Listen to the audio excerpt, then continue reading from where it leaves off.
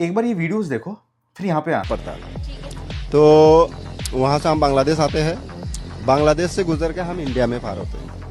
Exact numbers में नहीं जाऊंगा, बट मुझे ऐसा लगता है 2.5 करोड़ इलीगल इमिग्रेंट्स हैं इंडिया में, जो कि बांग्लादेशीज हो गए और रोहिंग्यास हो गए।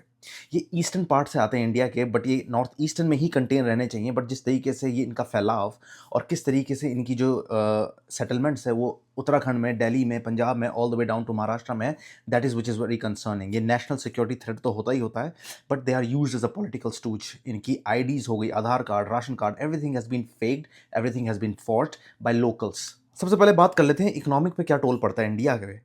इंडिया में दो तरीके के सेक्टर्स होते हैं, फॉर्मल और इनफॉर्मल। फॉर्मल वो सेक्टर्स हो गए जहाँ पे रेगुलराइज तरीके से आपकी इनकम आती है और रेगुलराइज तरीके से आपका टैक्स कटता है।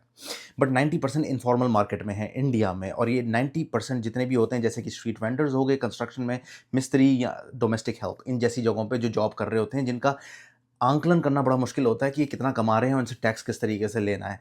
ऑब्वियसली ये अपने कंजम्पशन पर टैक्स तो देते ही हैं, बट प्रॉब्लम ये है कि आपका टैक्स में कंट्रीब्यूशन बिल्कुल भी नहीं है। वो टैक्स में जो कंट्रीब्यूशन नहीं है, then you are actually a part of a welfare schemes. Subsidies हो गई, जिस तरीके से आपको क्लिनिक्स हो गए, जिस तरीके से आपको वाटर इलेक्ट्रिसिटी जो सप्लाई करी जाती है, everything you have that, that is actually taking a toll. 2.5 crore लोग एक्स्ट्रा, मतलब 140 करोड़ लोग तो हैं ही हैं, ऊपर से 2.5-3-5 करोड़ लोग जो एक्स्ट्रा एक तरीके से लीगल इमिग्रेंट्स है, that is choking Indian system, obviously one of the factors.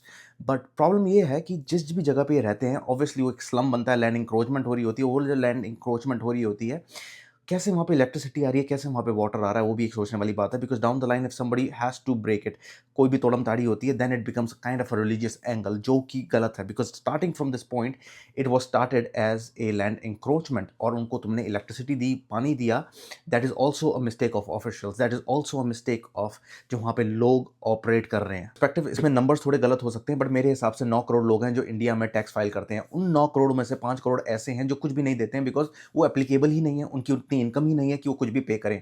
तो 4 करोड़ लोग आईटीआर भरते हैं, 4 करोड़ लोग जो टैक्स भरते हैं, that has to take care of 140 crore. और ये 4 करोड़ लोग, 9 करोड़ लोग जो कि फॉर्मल सेक्टर्स में हैं, बड़े सारे लोग इंडिया में 90% इनफॉर्मल सेक्टर में हैं। कंट्री वही ग्रो करती है जिसका इनफॉर्मल सेक्टर कम होता रहता है और इनफॉर्मल सेक्टर बढ़ता रहता है। और जब आपकी कंट्री में इतने सारे इलीगल इमिग्रेंट्स हैं, जो कि 99% I am sure informal sector में काम कर रहे हैं, और जो रेशियो है फॉर्मल का और इनफॉर्मल का वो बढ़ा रहे हैं, और जब वो रेशियो बढ़ रहा होता है तो कंट्री पे टोल पड़ता है। टोल इसलिए पड़ रहा है बिकॉज आप टैक्स उतना कलेक्ट नहीं कर पा रहे हो, और आपकी वेलफेयर स्कीम इतनी ज़्यादा है, आपने वहाँ तक चीज़ें पहुँचानी है। तो जो चीज़ आपके हिस्से में आनी चाहिए थी, that is actually being compromised by someone in Bengal, someone in Maharashtra, someone in Uttarakhand.